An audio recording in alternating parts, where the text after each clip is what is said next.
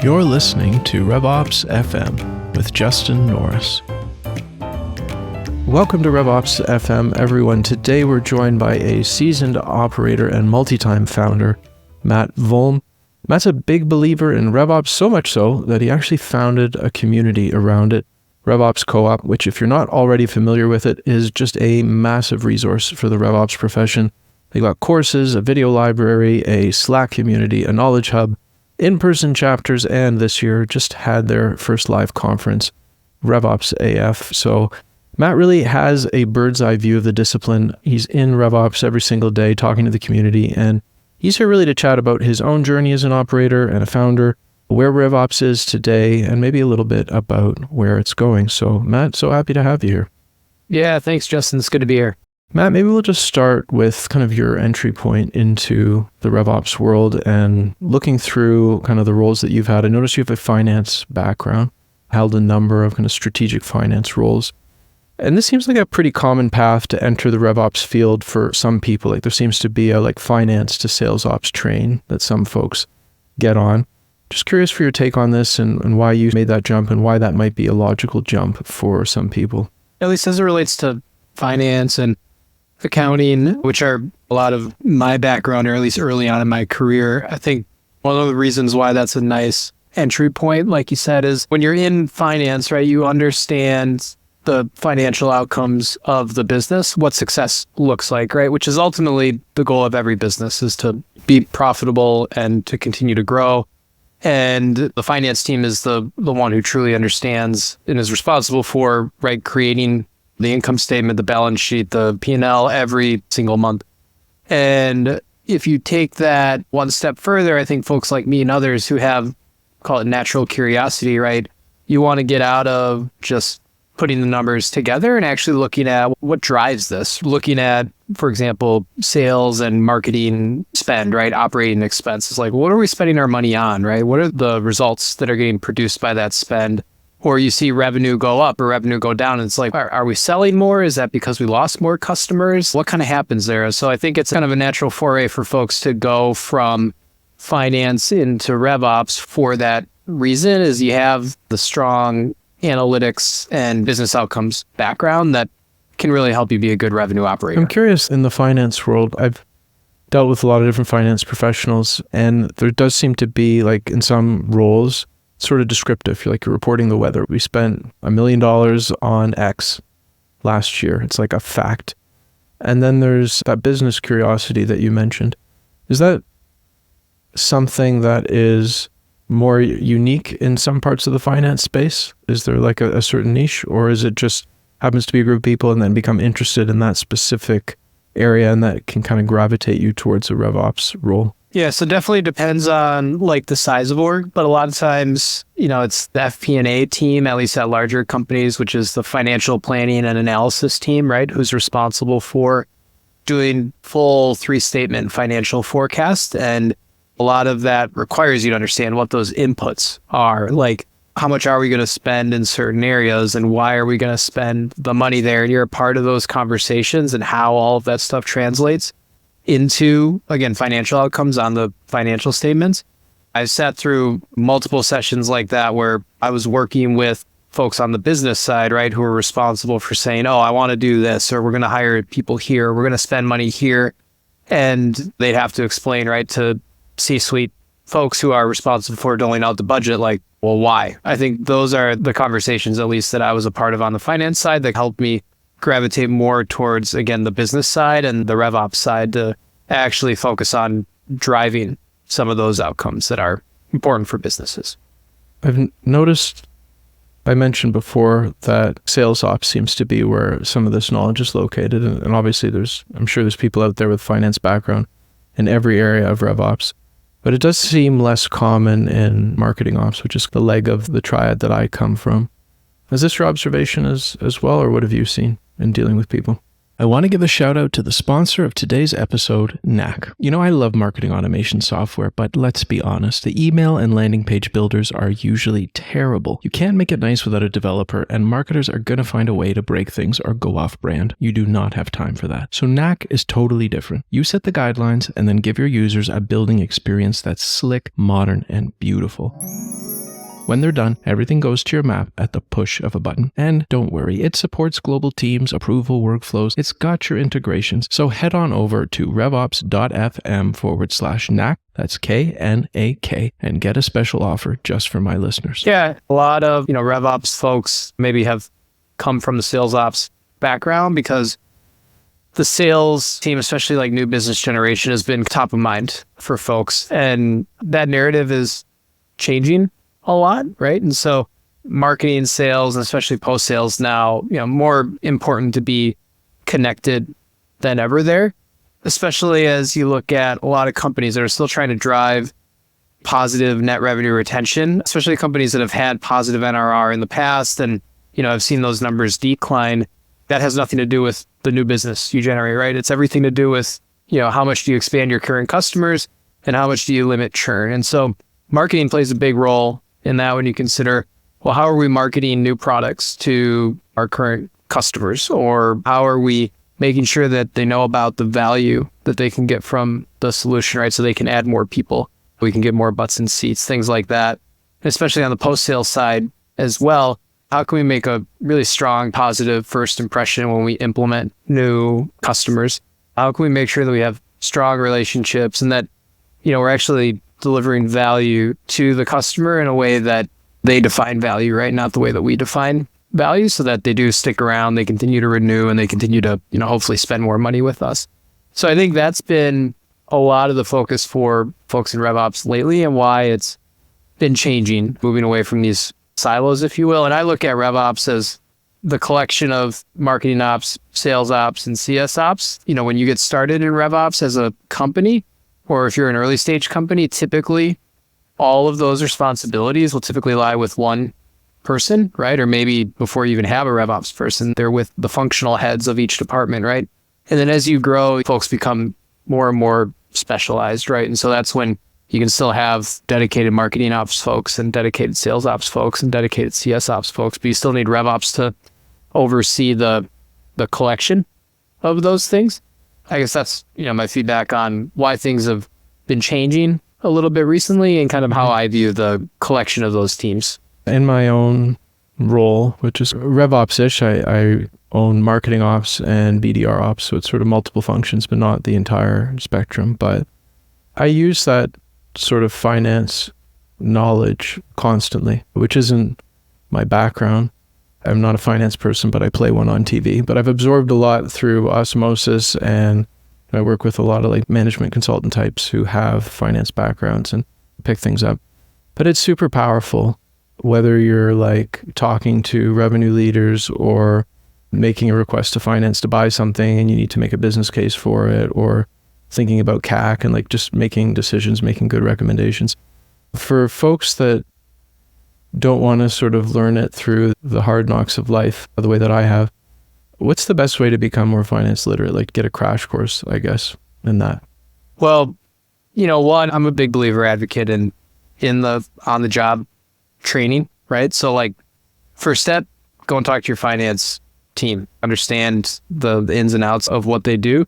But then also even yourself, right? Start to think through the connections between the things that maybe you're responsible for in your scope and how things would get translated on a financial statement, right? So new business that you close, for example, we talk a lot about things like ARR and total contract value and deal size, but like, do you actually know like when you close for a deal that was closed today or this week at your company, like do you actually know when your company will start to actually recognize revenue from that deal and why and how much? So like start to ask yourself those questions and then figure out what the answers are, right? Like go to your finance team and ask, right? And that's how you can understand then why things are so important to actually like how you structure some of those deals, right? Why the start date, for example, of like a subscription is very important to when you can actually start to recognize revenue and you can understand why payment terms on deals and why even certain like contractual elements, right, that you're willing to give on or not give on are so critical. So that's number one. Number two, I mean, we do have like, even at RevOps Co-op, we actually just launched a new course. It's called Finance for RevOps with Jeff Ignacio, who has a finance background, went through business school. He's worked at places like Google and Amazon and, has been on the RevOps side for big companies, small companies. And so trying to also like craft a bunch of that knowledge into a course that, like you said, people can participate in, learn from someone who's been there, done that, and start to get an understanding. But again, even with our own courses, if you just go and get like trainings, right, but you don't actually apply any of those things in real life on the job, like it's going to do nothing for you. So you got to have both of those things. So that's why I say like, do as much as you can on the job at the company with the resources that you have, and then supplement that with, again, courses, trainings, other things that you can find out there to support. And that constant feedback loop will be super valuable.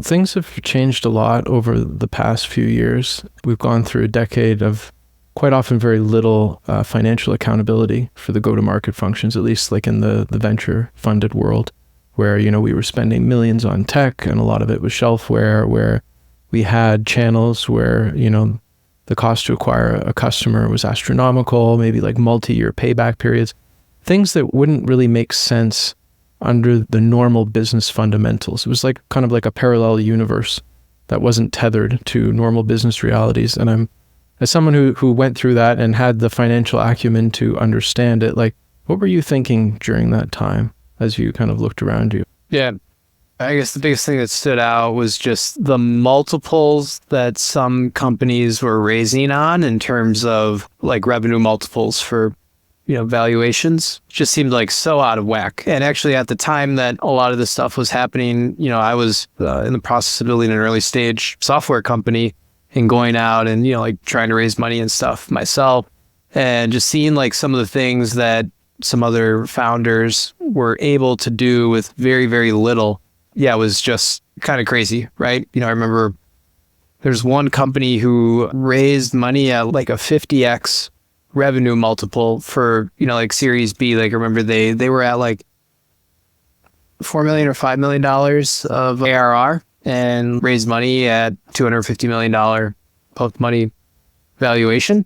And you're talking like early stage, right? Like, that's a really crazy multiple. And then the flip side is like, just think about what you got to do to continue to get a return on that money, right? Once you get to 10 million of revenue, you can't just still be a 50x multiple. You got to be something bigger. So those are some of the things that I was seeing that were kind of crazy. Well, I've obviously had a correction, and which has been kind of brutal for lots of people. But I think opportunity from a RevOps point of view to be more tough-minded and be the voice of reason and start to create better habits, better ways of working. And I guess that brings us really to the RevOps function in general. And I know you obviously have a lot of thoughts on this. One of the things that's really still current right now is the whole debate around, should RevOps functions be unified? What should it be? Is RevOps just SalesOps 2.0? And in a lot of cases, it really is. I look at a lot of job descriptions because I'm curious that way. And you see like RevOps leader, and it only talks about sales. Why do you think this is still a thing?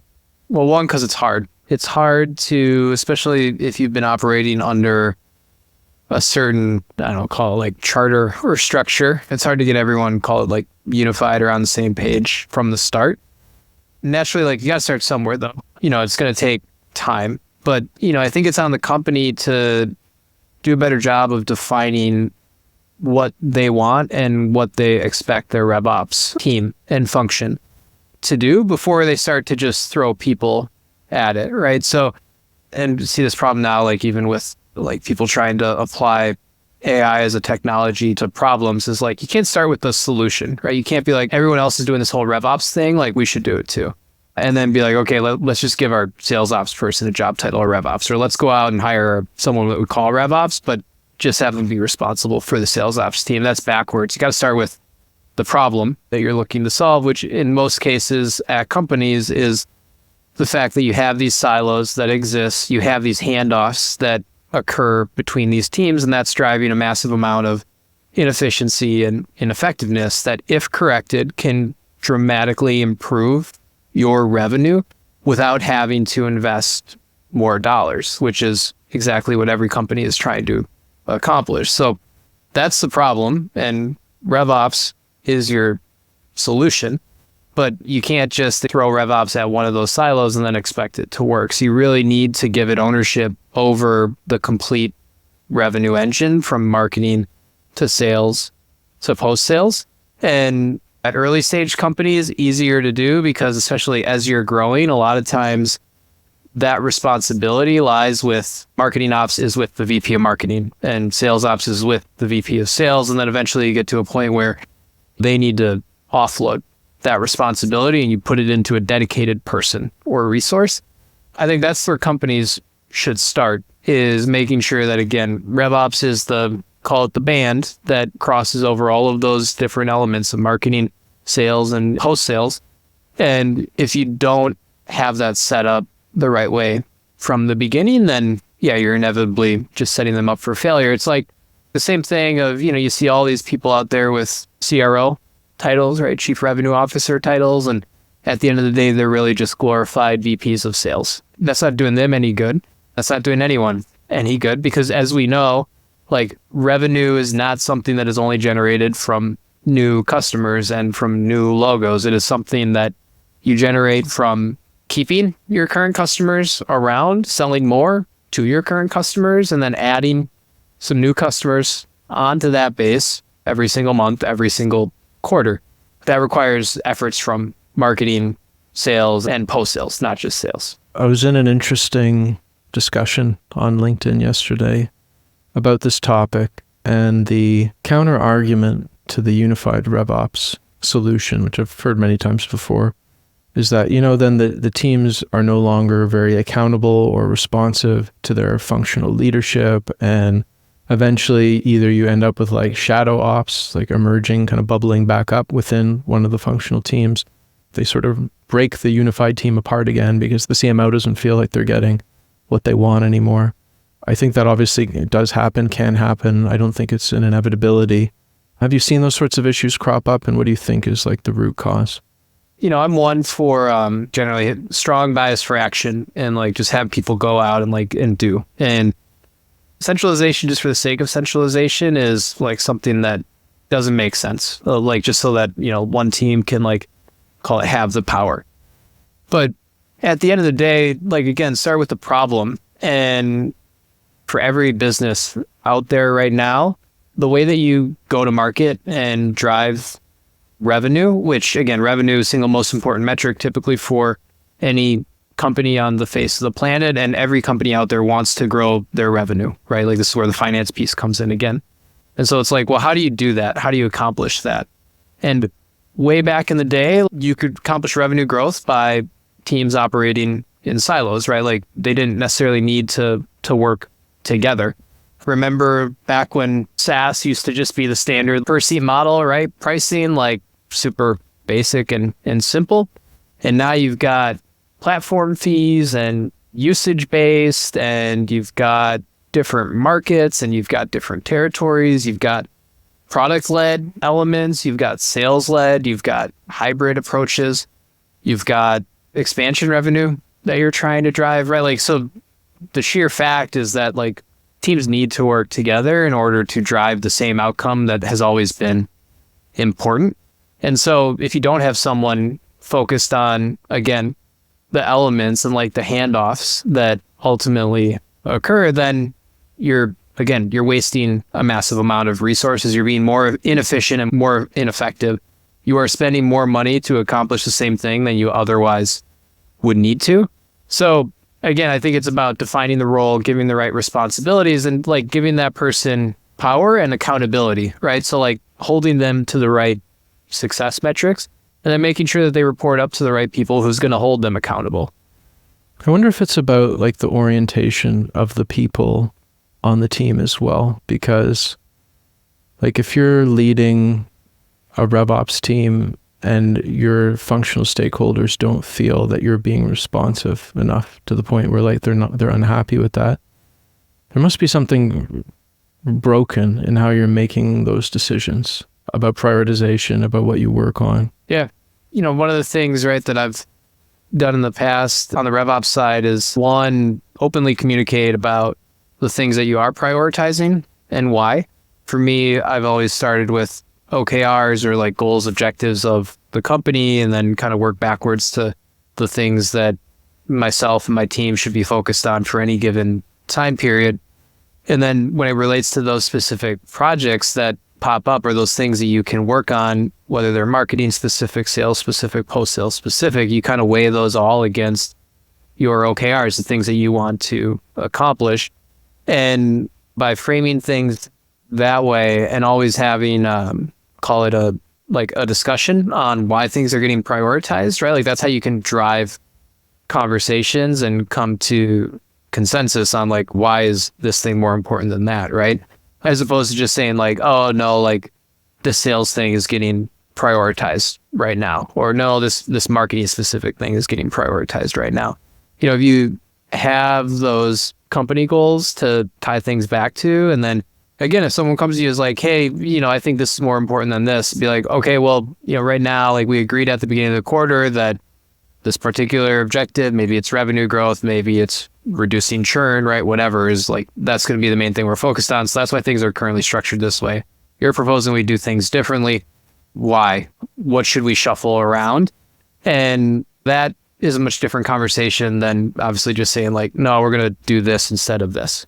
So it's all about how you frame it and communicate things, and then put the challenge back on the, the person that, I don't know, might be giving you pushback, right? Of like, ask them for what they would do. And a lot of times that can produce, a solid discussion as well.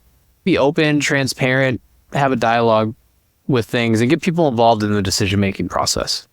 Last November, I watched as my LinkedIn feed blew up with posts from people at Mopsapalooza. They were raving about the conference and having the best time. Don't miss out like I did. This November, Mopsapalooza is back in sunny Anaheim, California, and it's going to be the marketing ops event of the year, packed with hands-on learning from real practitioners. This is the only truly community-led, tech-agnostic MOPS conference out there. It's got the best speakers, the best networking, the best social events, maybe even a trip to Disneyland. This isn't your 50,000-person tech company conference. It's an intimate gathering of folks who are in the trenches every day, and registration is capped at 700 attendees. Tickets are going fast, so go to revops.fm/MOPS. That's revops.fm/MOPS to sign up today. We'll turn now to RevOps Co-op. This isn't your first company. You're a multi-time founder, as I alluded to. And then at a certain point in time, you decided it was a good idea to create a company that was based on providing these resources in this community to the RevOps field. Maybe just talk us through the genesis of that. Like, what niche did you see that you thought needed to be filled, and what led you there? So first, I was a VP of BizOps at early stage software company that was actually building OKR software. And I was one of the first 10 or 15 employees there. And when I first started, again, responsible for BizOps, and that meant they gave me RevOps because, again, there was like no one else there to do it. So that was my first kind of foray into the RevOps space. And then as this company grew, I saw RevOps as something that was taking off, a function that was getting deployed and built within a lot of different companies. And so I was like, hey, I think this RevOps thing is going to be here to stay. And with any new job function, I was like, I think they're going to need probably some software to do their job better. And so I started a company and raised pre-seed and seed on the idea of building RevOps software. And the product we were building was called Funnel IQ. We were thinking you could kind of productize these end-to-end go-to-market analytics. And so raised pre-seed and seed on that idea. And one of the things we did early on was we wanted to build a community for folks in RevOps as part of our early go-to-market efforts for Funnel IQ, because we were like, this will be a way to deliver value to people in RevOps. They'll become aware of our product. We'll be able to keep a pulse on what's important to them, what problems they have, and deliver a whole lot of value in the meantime through a community. So that was why we started RevOps Co-op.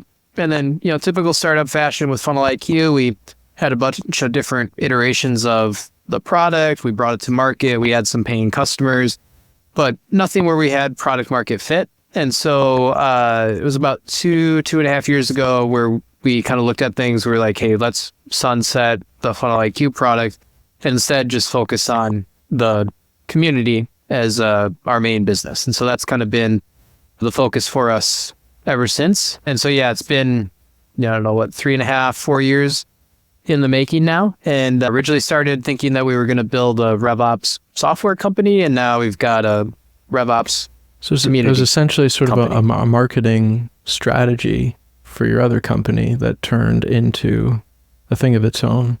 Yeah. Yeah, very much. The community is a difficult play. We were mentioning before the show. I had a similar conversation with Mike Rizzo on the marketing ops community side, and I'm curious if your experience has been similar. But like, there's something kind of fragile and sort of magical about people coalescing and like community emerging out of that. You can't really force it. You can encourage it, but people have to play along. What was your experience trying to get that to happen? Was it totally organic? Did you engineer it in some way? Yeah. When we first got started, never started a community before. And so I was like, what does it even mean? What is a community? Our starting point is we're going to have, if you want to join our community, we'll invite you to our Slack group and we'll send you our newsletter. That was it. And so we started to invite people to join. And originally then our focus in the Slack group at least was trying to, again, encourage engagement, drive conversations, just get people chatting. As our community grew and we started to invite more and more people, eventually your efforts start to shift from driving engagement to now moderating the engagement that's there. And like you said, it's one of those things, it's like hard to put a pin in how to do that stuff exactly. It comes down to just inviting the right people, having a core group that will help you be engaged early on. And then like any product, if it's a software product, if it's a services product, in this case, if it's community as your product, is stay like hyper focused, or the more narrow, the better. And so for us, it was RevOps, right? It's like, all we do is RevOps. Like if you want to talk about sales development or marketing or finance, right? Like you're welcome to it. If you're into RevOps and you're in one of those areas, like you can also join our community. But all we're going to talk about is revenue operations stuff. So if you don't like that, you're probably going to get bored pretty quickly, right? If you're looking for like conversations on the best cold call scripts, you should probably go to like some other community. But if you want to learn how to like align your outbound process with the tech stack that you have and like build seamless integrations and do stuff like that, like we got you there. So that's the other thing that we did early on, was just try to say, really focused on content and conversations around that topic. And that kind of helped us get started. What does success look like for you as you continue to grow this? Obviously on a financial and business side, obviously success means making money, but in terms of the value or the impact that you're delivering, walk us maybe like 2-3 years down the road. What do you see? The biggest thing that, and even like when I set out to start the RevOps software business, is like, just want you to feel like you make an impact. Someone, something, maybe a group of people if you're lucky. And so the best feedback that I get, like at our conference a couple of weeks ago, met someone, and they were like, hey, I just wanted to say like, thank you for building the community, because I was laid off and didn't know what to do and ended up connecting with some people in the community. And that's what led me to get my current job. And I've heard that from people a bunch. And so if things like imploded tomorrow and there's no business left, like just knowing that I've been able to make an impact like that with people, where it's like, hey, I created something that helped these people find new jobs, that led them to continue to support their families. Like if someone landed a new client, landed a new job, had an impact on one person, I'm happy. So as long as we can continue to do that and have a business around it, that's the big thing for me. You mentioned a few times the other companies that you started, and you wrote I thought it was a really great article actually about your first company, Tally, that you started, and like that journey and eventually winding it down. I'll include a link to it in the show notes. I'm just curious, that experience, how has that shaped your approach? Has it kind of made you avoid any bumps in the road that you hit last time, or what does that perspective look like? Well, I wish I could say that I did not make the same mistake twice, but that's certainly not the case. I think the biggest thing that my first startup taught me was that quote unquote failure is okay, especially like when you go out and you start to take risk, like starting a company or working at a startup or trying to get a new job in a field that you haven't worked before. Like those are all new things, right? That either you think you want or you think will work. And typically you have a pretty good track record of success in the past, right? Of doing well. And my first startup taught me that like when it comes to startups, nearly every time, like things aren't going to work. You basically need to be incredibly stubborn to be able to just like try something new that you know is like 90% probably not going to work and will like smack you right in the face and you might fall down and you just got to get up and try the next thing. Like that's basically what starting a company is like. And I don't know why, but I've been doing that for the last 7 years of my life basically. And so the first startup taught me that and taught me that some things don't work, but if you do things the right way, like the only real failure is if you go through that and you don't learn something along the way.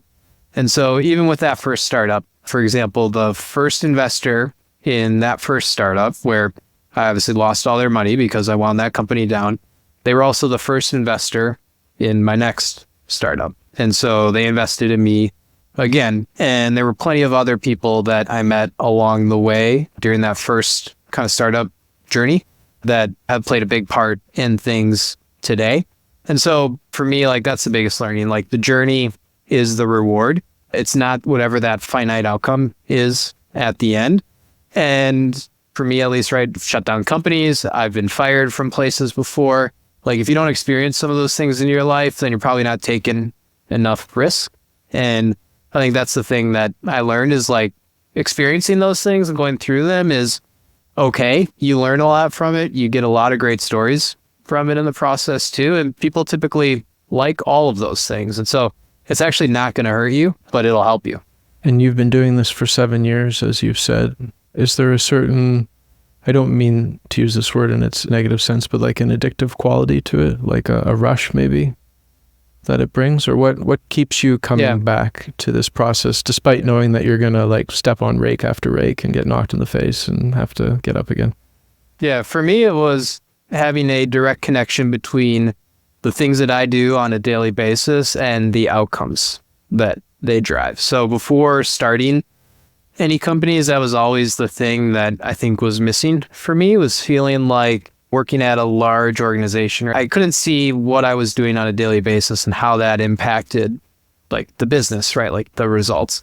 But now those things are very obvious, right? Like I close a deal or the team puts on a conference. It's very clear to see like the things that I do on a daily basis and a direct connection to the outcomes that they drive. And so that's the thing for me that call it hooked. Just being able to do that, learning something new every day as well. Like you never get bored, a variety of different things to do on a daily basis. And so those are all the things that I love about it and I think why I've continued to come back time and time again. Community-based businesses, they're a bit different in the sense that like your product can be many things. And I listed some of them in the intro. There's like all the different resources, but ultimately you're needing to get a lot of people to pay for something that could be a mixture of access to other people, access to knowledge, access to events. How do you think about like your product strategy from that point of view and finding like what does product market fit look like when you're a community-led business? Yeah, same sort of evaluation criteria or way that you would approach things if it was a software business as well, right? Like I mentioned, we started with a newsletter and a Slack group. And our newsletter wasn't even content that we were creating. It was literally just a Substack. Every week I'd just go out to the internet and I would try to find like RevOps content for people, LinkedIn posts and tweets and other things, right? And then I'd basically just put them into a newsletter and I'd send that out. And we've just evolved on all of those things and have added to like our program offering based on what we've heard from people in the community, right? So, we eventually started creating our own content because we saw that, there wasn't a lot of unique, relevant content getting created for folks in RevOps. So now we've got our blog posts, and then we started doing all of our own digital events because there wasn't a platform for kind of experts, right, in this kind of new field to be able to share their knowledge with everyone. We added courses on top of that because people wanted more formalized ways to learn from some of the thought leaders that are out there. We added in-person events because COVID eventually went away and people were like, hey, I've been operating with these people online through LinkedIn over Zoom, right, for how long? Like, I really want to get out and just meet people in person. And then again, the conference was another evolution of that, of like, let's kind of package that stuff up into a multi-day event and experience for folks in RevOps. So I've just kind of built, stuff along the way. Certainly like tried things, right? Like some versions of courses and other things that haven't worked, and then learned about the stuff that does work. But it all comes down again to the people and the members that you have and doing things that are relevant for them, which again is where like the focus and being like more narrow really is helpful there. Because again, for us, it's in the name, right? RevOps Co-op, like we are all about revenue operations and not about anything else. And so that has really been where we've focused, and then just trying to expand those different programs and offerings that we can do around that idea. And communities become a big strategy for some companies today, like what you started off doing, like where the community was really just a means of acquiring or engaging customers. What do you think now about like vendor-led communities as opposed to purpose-built communities that are the destination in and of themselves? Do you think they can work, or what are the pitfalls there? The community stuff was definitely a hot space before the market shifted. Like even we saw a lot of community initiatives at companies go to the wayside once like layoffs and stuff started happening. A lot of times like those community teams were the first ones to go.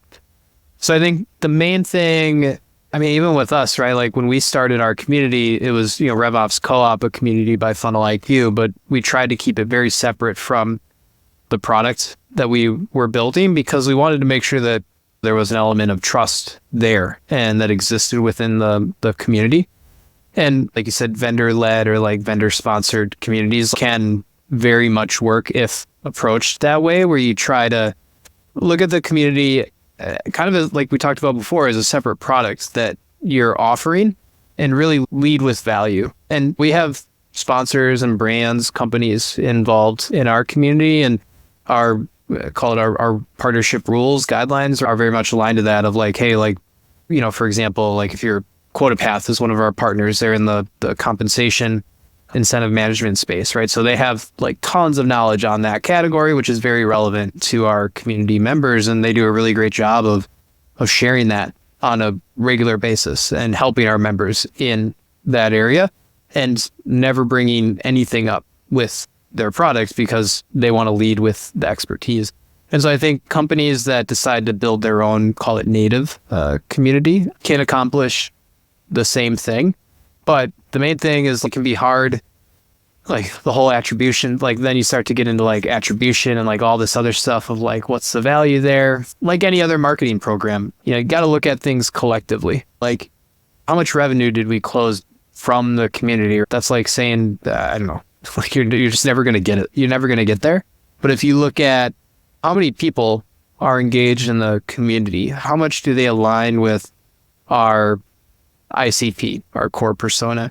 How many customers do we have in the community that are now also talking to other people who aren't customers, right? Like that's where you get tons and tons of value. So it's more about measuring success of your community efforts in the right way, as opposed to like not measuring it at all. I'm definitely not saying that. Again, finance person, like you got to have some metrics to measure, but just make sure you're measuring it the right way. Totally agree. And we have a community at the company where I work, where our audience is mainly like learning and development professionals. So the community's targeted them.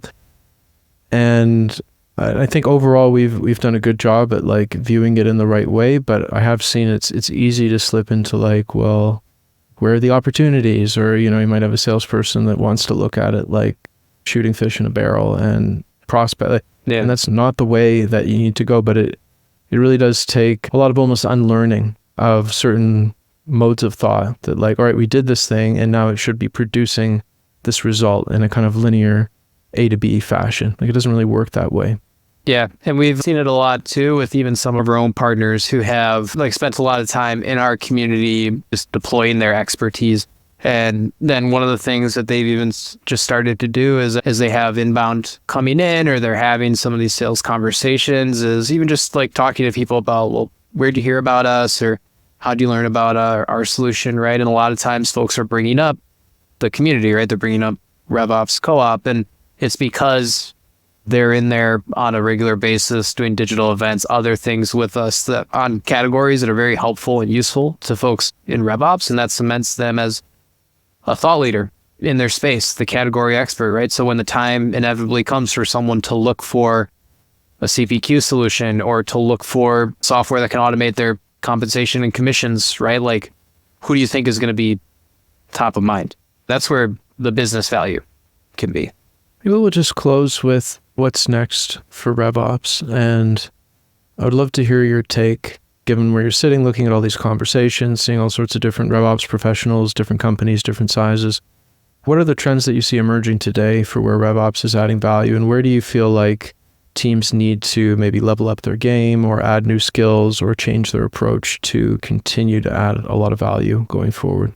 Well, definitely, I mentioned it earlier, focusing on the connection across the revenue engine, especially the post-sales side, and how you're setting your customer success team up for success to maintain those relationships, to drive those renewals, to make a positive first impression with implementation. Those things are all super, super critical. And actually seeing RevOps folks focus more and more on what's happening post-sale is definitely one big trend. The other thing I've also seen some people, I don't know if complain is the right word, but like talk about, again, like RevOps just being like sales ops rebranded. And then, some folks are like, so instead of calling it RevOps, let's call it like go-to-market ops. A different name isn't going to do anything for us here. It gets back to like the thing you brought up, right? Of like these companies that are hiring for folks in RevOps or making these job descriptions and then just giving them sales ops responsibilities. Like, that's the thing. So like, stop doing things backwards, right? Like, start with the problem, then move on to the solution, and make sure that you're empowering your RevOps team from the very, very beginning. And then the last thing I'll mention is, I think with a lot of things, I mentioned I worked at an OKR software company. RevOps is no different. Typically, like, those ideas start with the more progressive software technology companies, right? Like OKRs started with tech companies, then eventually grew from there. RevOps, very similar, started, heavily in technology companies. And even within our community, in the early days, we saw about 80% of our members that worked in software technology. And I just ran the numbers again.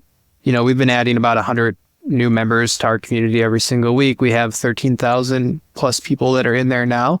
As we've grown, that number's actually gone down from 80% to about 63% now. So what that's telling me is that RevOps is continuing to grow, but it is one of those functions that is continuing to grow in a lot of other industries and verticals outside of software and technology.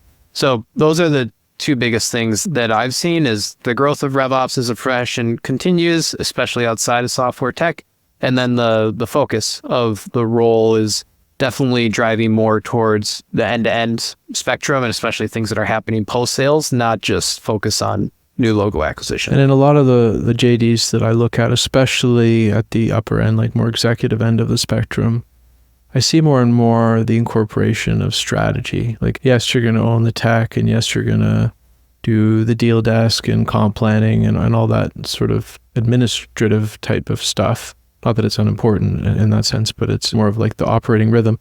But almost always the lead-in now I'm seeing is go-to-market strategy, thinking segmentation, things that maybe you would think like that the go-to-market leadership, like sales or marketing, would have owned in the past.